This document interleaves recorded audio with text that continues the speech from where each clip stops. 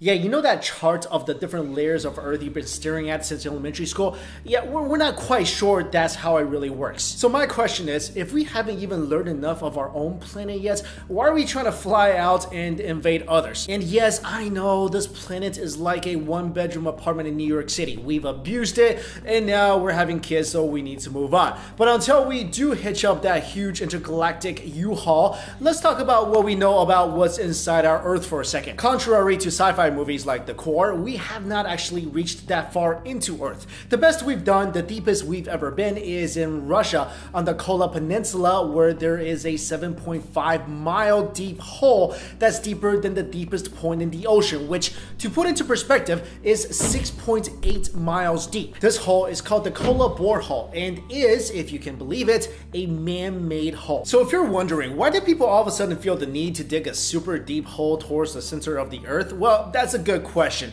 And to put it simply, it's competition. We all know that the US and USSR have been trying to compete with each other for ages, especially during the space race, in which both nations try to outdo one another in terms of space exploration supremacy. But little do people know that the space race wasn't the only thing the US and the USSR were rivals over. In the late 1950s and 1960s, while competing who could explore outer space the quickest, the Americans and the Soviets were also competing on who could explore within the Earth the quickest. As a result, both nations planned separate efforts to drill into the Earth's crust, each with the goal of drilling the deepest hole in the world, because apparently everybody in the government back then thinks they're five and on a beach. The American drilling project was called Project Mohole and was executed in the spring of 1961. The goal of the project was to drill into the Mohole-Rovachich discontinuity, better known as the Mohole, which is the boundary between the Earth's crust and the mantle. The project wasn't so successful though, because just 5 years later it was cut short due to lack of funding. After that, well, I guess they just kind of gave up and let the Soviets win the drill race. The Soviets started their digging process in 1970, and with the help of the Interdepartmental Scientific Council for the Study of the Earth's Interior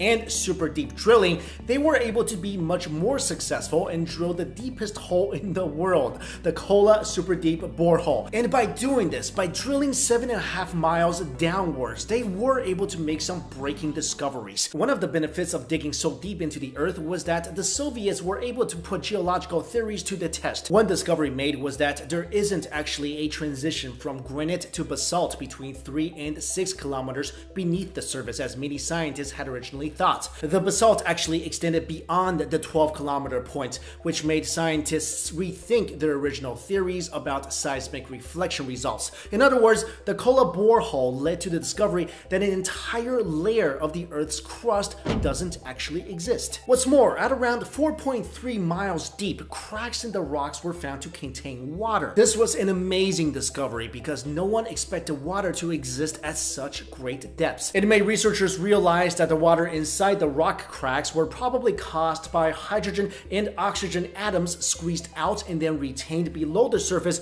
because of the impermeable rock above. Finally, one of the most amazing discoveries made through the project was the detection of life in the form of microscopic fossils found in rocks that were more than 2 billion years old. From the fossils, researchers were able to find the remains of 25 different species of plankton. I guess they really did hit Bikini Bottom. Anyway, the discovery was very surprising because the fossils were surrounded by organic compounds that were very tough against the pressure and the temperature of the surroundings. Sadly, the Kola Superdeep Borehole project was halted in 1994 because of a variety of reasons. One reason was because it was just getting way too hot down there. The temperature at the bottom of the hole was a scorching 356 degrees Fahrenheit, which is the temperature where people get cooked. This was such a huge difference from the expected 212 degrees Fahrenheit, and it was almost unbearable for people to continue further. Not only that, rock density increased the deeper the hole was dug, resulting in greater porosity and permeability. In other words, it was like drilling through plastic rather than solid, which made it a very difficult operation.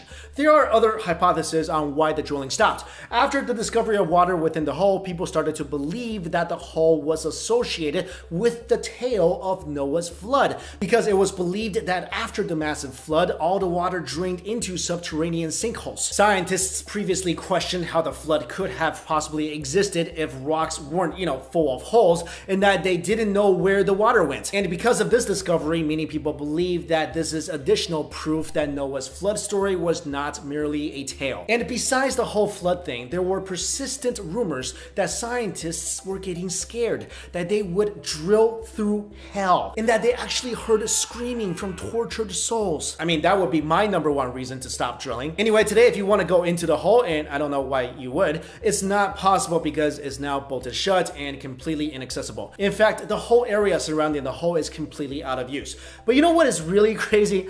Although the hole seems to be extremely deep, if you look at it from a different perspective, the hole's entire depth is only deep enough to cover around 0.002% of the distance to the center of the Earth. So that means there could be a whole different world right under our feet. And even if we could trek to the center of the Earth, I mean, would you really want to? Who knows what we'll find? The alien-warded facilities, giant 5-headed monsters, and maybe even hell itself. So yeah, I think I would love to venture out into space and maybe colonize another planet, but going down to the center of the Earth, I think I'll skip that. But let me know what you think. Would you go to the center of the Earth if you could? If, let's say, we have no idea what's down there, we don't know at all, we just have a way for you to go there, we can't promise that you'll come back, would you still go? Would you be a pioneer? Let me know in the comments below. Thank you all so much for watching this video.